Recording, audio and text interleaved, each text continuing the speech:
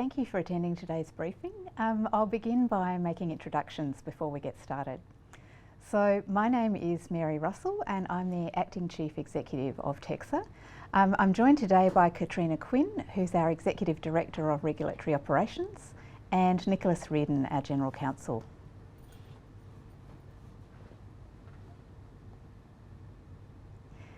And as we begin, I'll acknowledge the traditional owners of country that we're meeting from today. For those of us who are here in the teqsa office, it's the Wurundjeri people of the Kulin Nation. We acknowledge their continuing connection to land, waters and community, and their elders past, present and emerging. So our main topic for today is detail about cost recovery. But I wanted to begin by just speaking briefly about teqsa's latest corporate plan, which will be published imminently. It outlines our priorities for the next 4 reporting periods from 2023-24 to 2026-27. This year's plan details our strategy, which is called Advancing Together, Delivering Enhanced Regulation and Quality Assurance for Higher Education. Through this strategy, we're investing in our people. We're updating our regulatory approach and implementing new technologies to improve our efficiency. So Advancing Together is a multi-year blueprint to guide teqsa's work to grow public confidence in the excellence of Australian higher education. To support us in achieving these strategic objectives, which are detailed in our corporate plan, work is progressing on several strategic projects. And these include our new provider information management system and a review of our regulatory risk framework. I just wanted to note that these projects are happening because they'll support a further streamlining of our regulatory activities in the future, and this will be reflected in future reviews of our fees and charges. But for 2024, we focused on making sure that any proposed changes to our fees and charges reflect teqsa's efforts this year to streamline some of our processes and ensure that we accurately and fairly reflect the cost of our regulatory activities. Before I get into the proposed changes outlined in the consultation paper, I just wanted to quickly go over the background of teqsa's transition to an increased cost recovery model and the key elements of that model. First up, teqsa is required to recover the costs of regulatory activities in accordance with the Australian Government charging policy, and this is following a decision of government. As a result of this decision, teqsa spent considerable time in 2021 and 2022 developing our cost recovery implementation statement, our CRIS. This included consultation with the sector in 2021. And this feedback was reflected in the CRIS adopted in 2022 that came into effect in January this year. The model allows for costs to be recovered from higher education providers in 2 ways. Firstly, the Registered Higher Education Provider Charge, which is the RHEAP, and I do apologise, but this is full of acronyms, which is paid annually by all providers. This charge is the sum of a base component and a compliance component. And then we also have application-based fees, and these are fees for our regulatory activities related to registration, course accreditation, and the variation or revocation of conditions. I'd also like to note that teqsa is not the recipient of any fees and charges that we recover. All of the amounts recovered go to the Commonwealth's Consolidated Revenue Fund. So in accordance with the Australian Government policy, we review our CRIS annually to evaluate our fees and charges to ensure that each is achieving the policy objectives and meeting the legislative requirements of the Australian Government. We assess the extent of fees and charges that are made for our regulatory activities, and we identify opportunities to amend some of those fees and charges. Because this year is the first year of operating increased cost recovery, our review has focused on ensuring that the initial assumptions contained within the 2022 version of the CRIS remain accurate and that we continue to fairly reflect the cost of delivering our regulatory activities. We're not proposing any changes to the model itself. Key features that remain unchanged include the phase-in period and the discounts on course accreditation fees for providers who have less than 5,000 FSL. What we've outlined in our consultation paper are some proposed adjustments to fees and charges. And we're seeking the sector's feedback on these proposals to help us prepare an updated version of the Cost Recovery Implementation Statement for ministerial approval. We expect to be able to share the approved CRIS with the sector in November 2023. The feedback gathered from this current consultation may also assist us in further improving our cost recovery processes over the longer term. So the first set of proposed changes outlined in the consultation paper relate to the Registered Higher Education Provider charge. Just quickly, the RHEAP charge comprises a base component paid by all providers and a compliance component for compliance activities undertaken by teqsa that are specific to a provider. For 2024, we're proposing to increase the base component of the RHEAP charge from approximately $27,500 to approximately $32,700. The proposed increase reflects that we identified in 2022's version of the CRIS that we had overestimated some of our unrecoverable charges, resulting in teqsa not recovering the costs of some sector-wide regulatory activities. The changes also reflect the strengthened delivery of our regulatory and quality assurance services to the sector over the past 12 months, including risk assessments, development of guidance notes and educational activities. They also reflect investments by teqsa to reform our regulatory approach, including the development of a revised regulatory risk framework, which will assist us to target our regulatory activities effectively to the higher risks. The final amount each provider pays will vary because the RHEAP base component calculations considers the total number of registered providers on 1st of January 2024 and the total equivalent full-time student enrolments, as well as each provider's individual EFSL figures. What this does mean is that smaller providers pay less than larger institutions. And there's more detail about how we calculate the RHEAP charge on our website. Due to the 50% phase-in discount, the proposed base component amount payable by providers in the coming year will be approximately $16,350 for 2024, so that reflects that 50% discount. From 2024 onwards, the compliance component of the RHEAP charge operates so that providers pay for the cost of certain compliance-related activities that are undertaken in the previous calendar year. The compliance component of the RHEAP charge for 2024 is specific to each higher education institution. During 2023, teqsa has been working to improve and streamline our compliance monitoring approach. As a result of these improvements, we're proposing that the charge for monitoring conditions attached to a provider's registration will reduce from $8,375 per condition to $4,100 per condition. And that's as a result of really considerable work to streamline our approach to conditions. In addition to this work, we're also mindful that this component of the RHEAP charge is being levied for the first time in 2024, which is why we've been reviewing conditions on registration to identify any opportunities to remove those conditions that are no longer relevant so that we can reduce the cost burden felt by providers. No change is proposed to the other amounts in the compliance component of the RHEAP charge. So under our cost recovery model, application-based fees apply for teqsa's regulatory services, such as applications for registration, course accreditation and ESOS Act related applications. The proposed fees increases follow our review for the first 8 months of operation of cost recovery model. This review identified that the costs to complete the assessments were underestimated in the 2022 version of the CRIS. The proposed fee reductions and those being left unchanged reflects teqsa's effort to streamline and automate internal processes, which has resulted in less effort hours needed to complete some complex tasks. We're also proposing to reduce the fee a provider pays when it makes an application under the ESOS Act to add a location to its registration, so that fees reflect teqsa's efforts to streamline the application process and align that process to regulatory risks. The full list of fees and charges is available in teqsa's consultation paper, and you'll find that detail on page 6. So before I wrap up this part of the presentation, I wanted to outline for you the timeline that we're working towards. We commenced consultation on the cost recovery update and our proposed changes to fees and charges on Monday of this week, so the 28th of August. All providers received an email about this, along with an invitation to today's virtual briefing.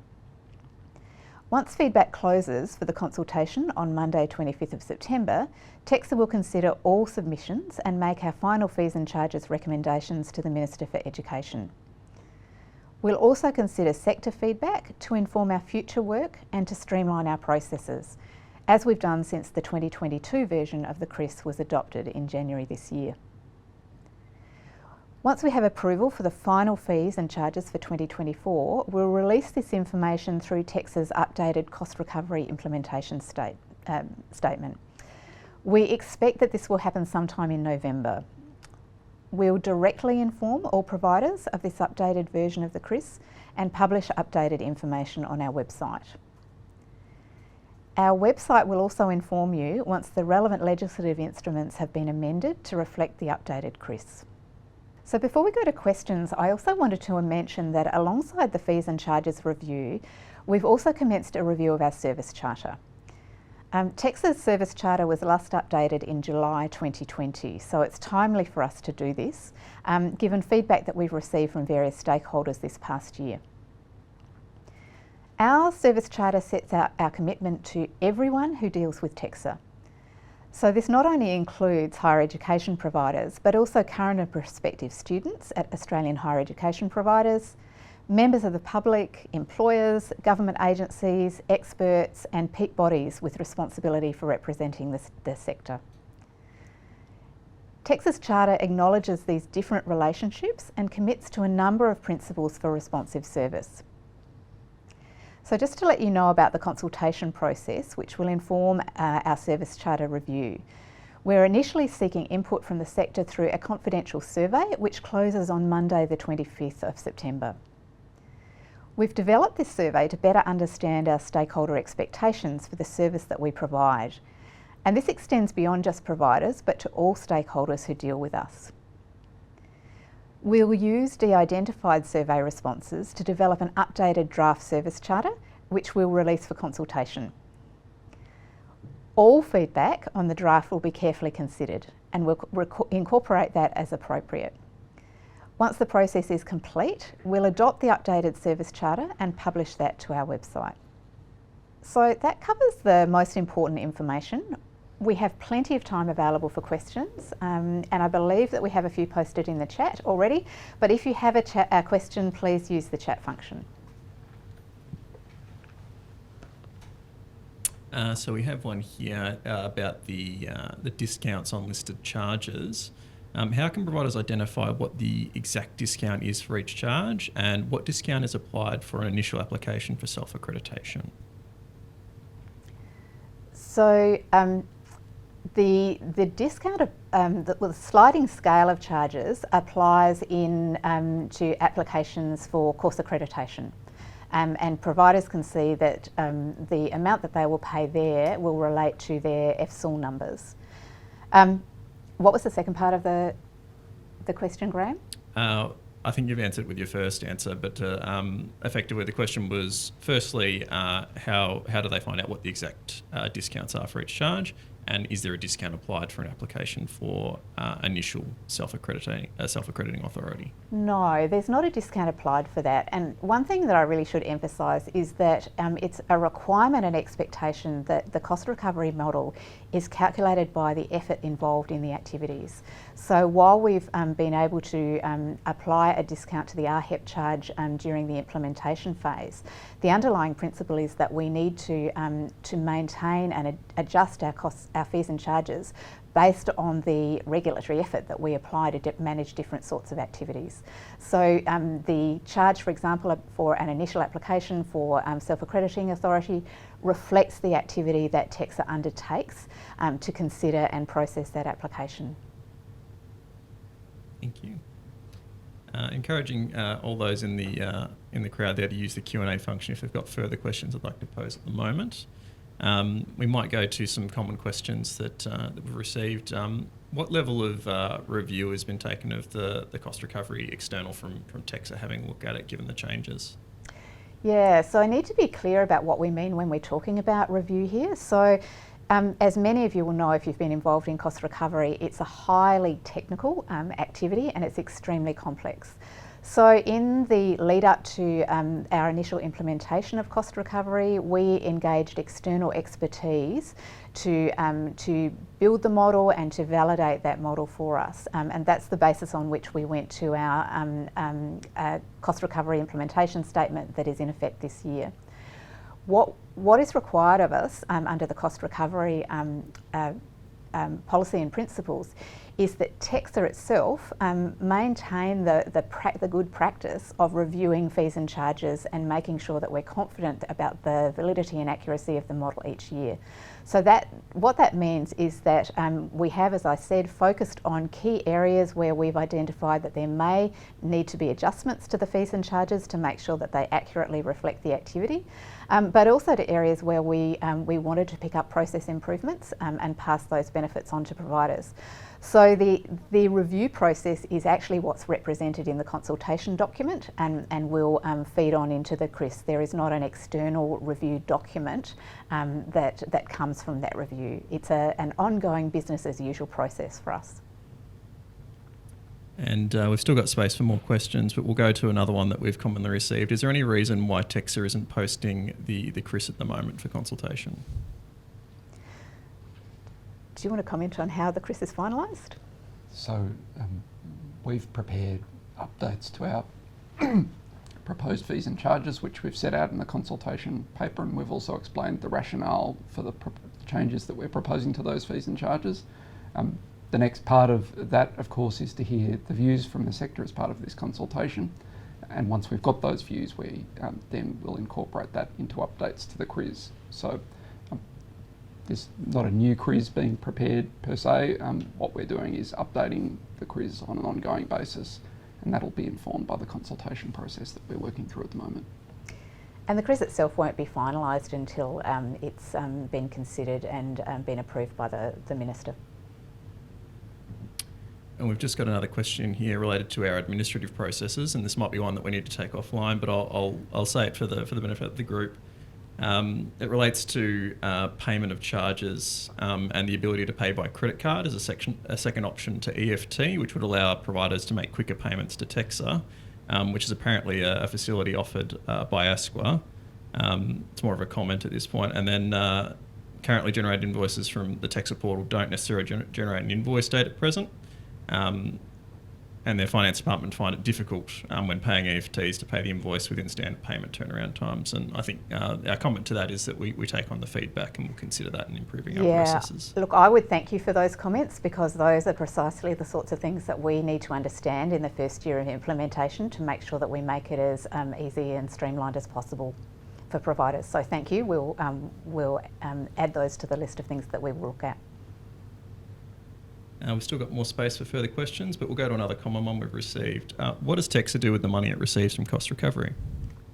So teqsa doesn't retain it. The total amount of money that we recover is determined by our appropriation, which is determined by government. It's not an opportunity for teqsa to decide to increase our resources. The total amount that is recovered is returned to government consolidated revenue. So we collect the money on behalf of the government. And we're still just creating opportunities for more people to ask questions, but we'll go back to some of the more common ones that we've got an opportunity to answer here as well. Why does the RHEAP charge still put an unfair and inequitable burden on smaller providers as opposed to larger providers that may have greater resources? Yeah, this is always going to be the most difficult, and I understand where that question comes from. So the RHEAP charge reflects the activities that benefit and apply to the sector as a whole, rather than to activities that are applied to individual providers.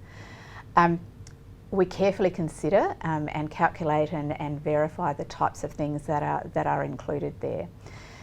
It goes back to the fundamental principle of cost recovery, that it needs to reflect the effort that is applied to activity by teqsa, and another of the principles of cost recovery, which is that there can't be cross-subsidisation. Where the variation does come in though is in that RHEAP component that is influenced by a provider's EFSL. So that component will of course differ for smaller providers and larger providers. The other thing that I should mention is of course the sliding scale based on EFSL that applies to course accreditation activities. And that certainly is another way of reflecting some of those differences based on provider size. We've got a couple more questions coming through. One is, can we expect high-level reviewers to leverage off experience and risk profile, i.e. less cost to the process, rather than more intensive reviews by less experienced reviewers? I'm not quite sure what you mean by review there. What I will say is that we are certainly undertaking and will continue to undertake work to improve our regulatory processes, and increasingly to look at how that can be tiered according to risk. So we've done quite a lot of the early work on that this year, and we're actually working with some providers who have assessments live with us at the moment or assessments pending to pilot some of those processes. So the objective there is that, you know, when providers are performing really strongly in relation to the standards, are really strong in their self-assurance, have really strong evidence around those things, that should ultimately be reflected in both an opportunity for a provider to share that meaningful information with us that looks a bit different from what we've done in the past, but also should be able to result in some savings on the intensity of the assessment process. So that work is not finalised, it will continue into the future, but over time, as we roll that out, we would expect that to be reflected in differences in the charges for things like a re-registration or a course re-accreditation. Got a few more in here now. This one's about the CRICOS charges. The CRICOS third-party arrangements in 2023, the cost was about $2,600. In the consultation paper currently, it's not mentioned in the table on page 6, which we referred to before. Is that cost still remaining and valid from January 2024? Do you want to answer that? Happy to answer that. So there were some charges that were identified in last year's version of the CRIS, and this is one of them. Subsequently, when our legislative instruments were being finalised, a decision was made not to impose fees for those matters, and we're retaining that provision as part of this consultation. So for that, and for a couple of the others that were mentioned in last year's CRIS that didn't appear in our subsequent legislative instruments, there won't be a fee for those processes. We've got another one here. Thank you, Nick. Is there an option to link service fees and service standards? For example, partial refunds if turnaround or response times aren't met? So that's not territory that we're in at the moment. And I guess one of the things that I reflect upon as we've rolled out cost recovery is that we certainly have, and we need to have, a real commitment to service and making that as responsive and as timely as we can. But the nature of regulatory work is that there'll be variation. There'll be variation on provider risk based on the complexity of assessments, based on turnaround times for various exchanges of information. And we still need to make sure that the regulatory assessment is being delivered with the appropriate rigour and confidence, rather than primarily be driven by a timeline.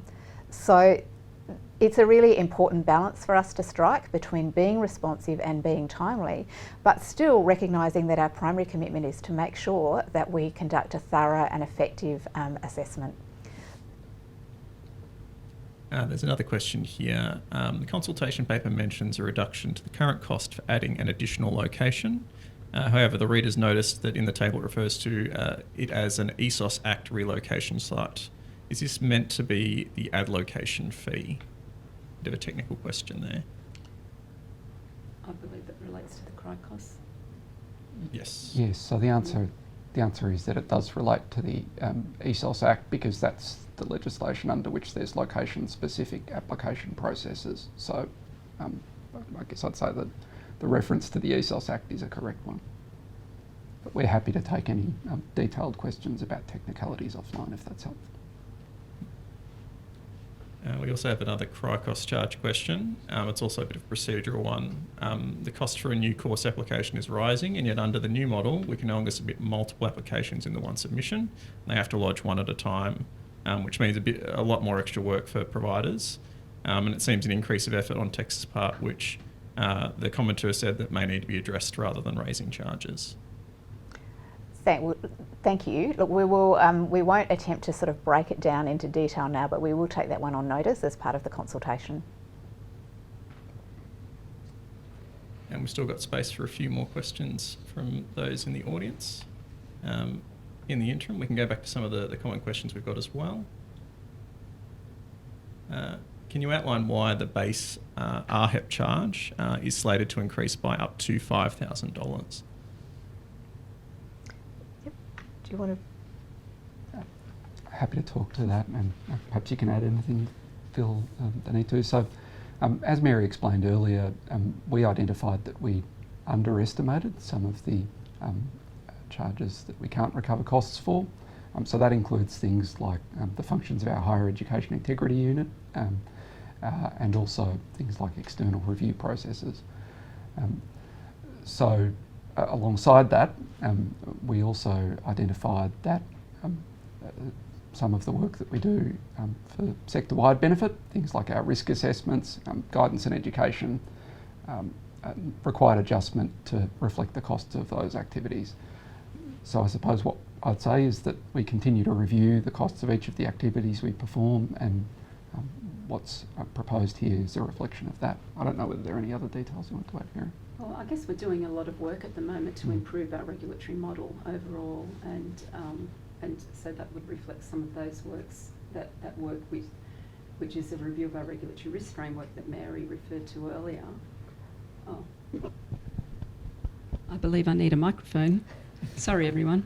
I said that would also refer to a lot of the work that we've been doing to improve our regulatory risk framework and model internally this year, which Mary referred to earlier, because that, with the aim of to, in the future, reduce the regulatory burden for providers in future assessments, which we've touched on before. So a lot of work's been happening there, and as Nicholas mentioned, a lot of work in terms of reviewing our guidance material over the last 12 months as well. We've got another question here. This one's about compliance charges. If compliance charges are incurred in 2023 and paid in 2024, will the charge received in 2024 reflect the 2023 fee structure? No. So, for example, a condition that was in place during 2023 will be charged in 2024 at the CRIS amount for a condition in 2024. And another one of our common questions here. Why is it that most of teqsa's application fees are increasing? So essentially, the fees and charges reflect the effort involved in those activities. So what we do when we are checking and reassessing those fees is we go back and we relook at the effort involved in those activities. Now, there are many things that actually impact on the amount of effort required to manage applications. Some of those are things that we can pick up in process improvements over time and reduce them, but some of them are things like the overall sort of quality, the amount of information that we typically receive from providers for different application types. And we do notice trends and changes in those over time. So those sorts of changes change the effort involved and therefore also need to be picked up. What I would say, and it was in the presentation, but I think it's also important to call out, is that like any other organisation, our cost base has increased through the year. So where a fee or charge is held steady, what that typically means is that we've actually found efficiencies in that process, as well as in those processes where we've been able to reduce costs. we will continue to apply those sorts of efforts, those sorts of business improvement processes and disciplines to our work, but we must also reflect changes in the amount of activity to manage different types of assessment. And another one of our common questions, teqsa receives funding for a higher education integrity unit to work on all of sector priorities. Why isn't teqsa using those funds to subsidise some of the overall cost? So it's a good question. So there are, as Nick mentioned, a number of activities that are unrecoverable in the cost recovery model, and the Higher Education Integrity Unit is one of those. So those funds are received by teqsa and held specifically for a range of activities, obviously that relate to sector integrity. But what that means is the benefit gained by all providers across the sector around things like the work in academic integrity, in managing some of the risks and threats available that arise from artificial intelligence. Those are things that are not paid for as part of the RHEAP charge. They're things that are paid for and funded separately. So effectively they're benefits that are not charged back to providers. And another common question here, and I just encourage those in the audience, if they have questions, to continue putting them in the Q&A function there. Why is it that teqsa can't articulate the exact base component for the RHEAP charge in 2024 quite yet? Because if you look at the formula that is used to calculate that, the precise details include determining the student load in the sector from 1st of January or end of the year. So it's a little bit complicated because we have to rely on the most current data available to us, which is data from 2 years earlier, but it's based on EFTSL data from 2 years earlier, which means that we'll look at 2022 data for the purpose of calculating the relevant charges for 2024, as well as the number of registered providers with teqsa on the 1st of January 2024. Thank you. And will there be any support or resources provided to help institutions prepare for the changes? So I guess what we do commit to is to try and be as transparent and early as possible in providing information about what the fees and charges are going to be, because we know that that's important for providers' budgeting processes. So even where we can't provide you an exact dollar amount at this time, we try to give you, a good indication or a range around that, such as the RHEAP charge, so that you can anticipate and budget for that. Can I also add to that encourage you to continually check our website, which will be updated regularly, and in particular the FAQ page that we will continually update as this consultation continues, and we will make sure we keep you informed as much as possible throughout the process. And some feedback we've received earlier in the day from our cost recovery inbox. Has teqsa considered stopping providing guidance material that isn't necessarily enforceable in an effort to reduce the overall cost to providers? It's a really interesting question. So, as you would all know, the standards framework is necessarily reasonably high level and principles driven. We provide guidance material where either we receive feedback from the sector that further guidance and further specificity is needed, or when we, from a regulatory perspective, feel that we need to be clearer with providers about what is expected. We are doing some thinking at the moment about what are the most useful ways of providing clarity around those expectations and how they'll be used in our regulatory processes. So how the types of guidance that mean that providers can anticipate the sorts of questions we would ask at a re-registration, or if a concern was raised with us, or in a compliance assessment. So there's an element of discretion, but there's also an element of discipline that we will continue to apply to that.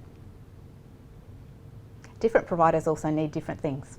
And I guess that one of the things that we're really conscious of is that for some of the guidance that we issue, the needs of smaller or independent providers are significantly different from larger or university-based providers. So, you know, we regulate for the whole sector, and we need to make sure that our materials and our guidance cover the needs of the sector as a whole and the students in the sector as a whole.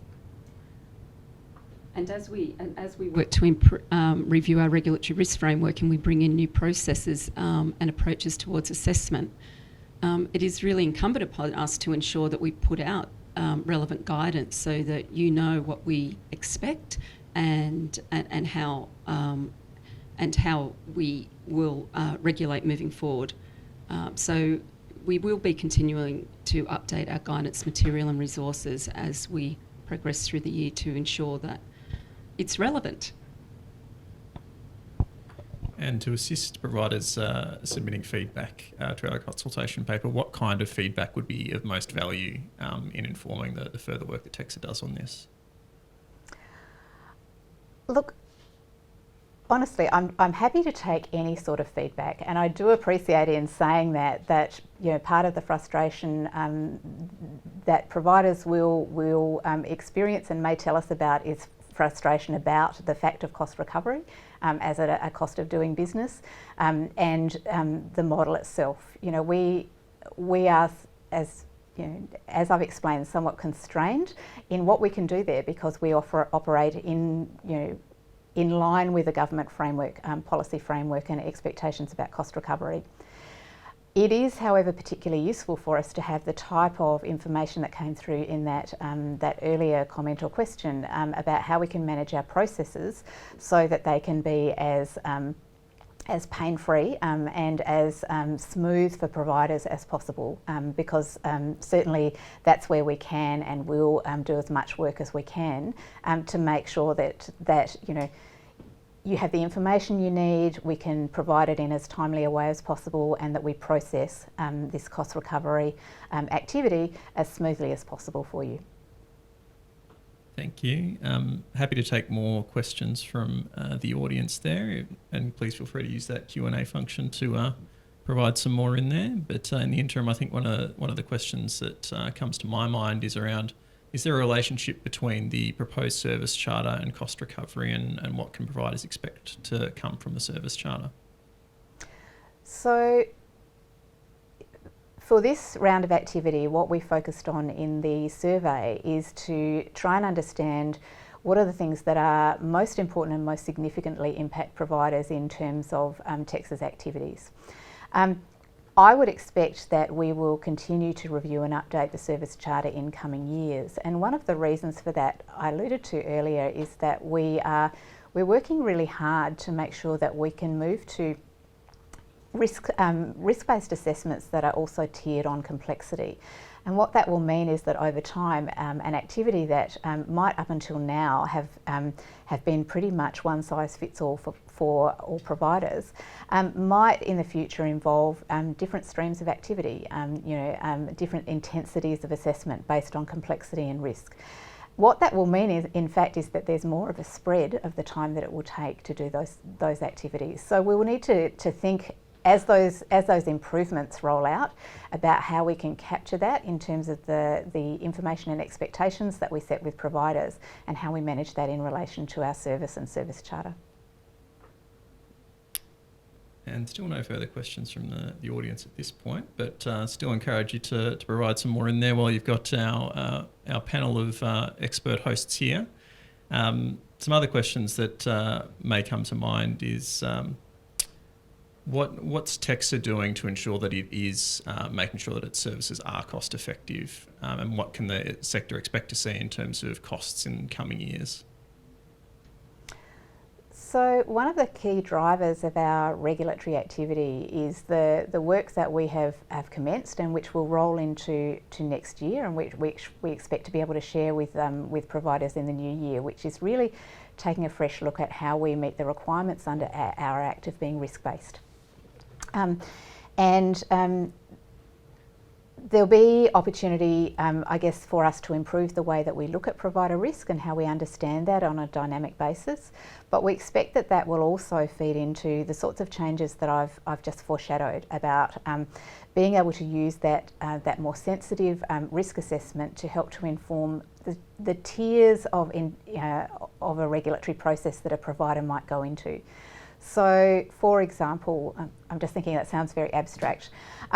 As we make improvements to our course accreditation or re-accreditation process, we will work with providers to make changes to the sort of information that providers might give us up front as part of that assessment process, based on the provider's risk and the quality and depth of that information and the depth and effectiveness of self-assurance activities that the provider is undertaking on an ongoing basis. That might make a difference about whether the provider's assessment goes down a low intensity path or is streamed into a complex or high intensity assessment path. And because the intensity of effort in those varies, that will also be reflected in the future in differences in cost. So we are early in that work, but we remain really committed to looking at making sure that we are proportionate and we apply that effort in relation to the necessity of those assessments and influenced by provider risk. So it's a very active space for us in terms of service improvement. The other thing that I can elaborate on is that we are in the early stages of doing building a replacement to our CRM, and as we build our new provider information system, we have designed many process improvements and significant automations into that system. That will, we expect, yield some really significant efficiencies for teqsa around some of the assessment work that we do, particularly around the administrative components of that, and that once again will be reflected in due course in changes to the fees and charges. So it's that sort of full spectrum of activities around our systems, processes and improvement activities that we are already and will continue to apply. Thank you, and I think that's all for questions. So I might hand back to you guys to say thank you. Okay. So I'll thank you for your attendance and your participation. We were particularly pleased to see that so many providers wanted to be part of an update. We'll be adding questions to the FAQs that we have on the website already, and we'll do that in coming days along with a recording of today's webinar. So please don't forget to visit our website for further information about both the cost recovery consultation, but also to give us feedback by completing the survey that will inform our service charter. So I'll finish that on that note and thank you all very much for your attendance and participation today.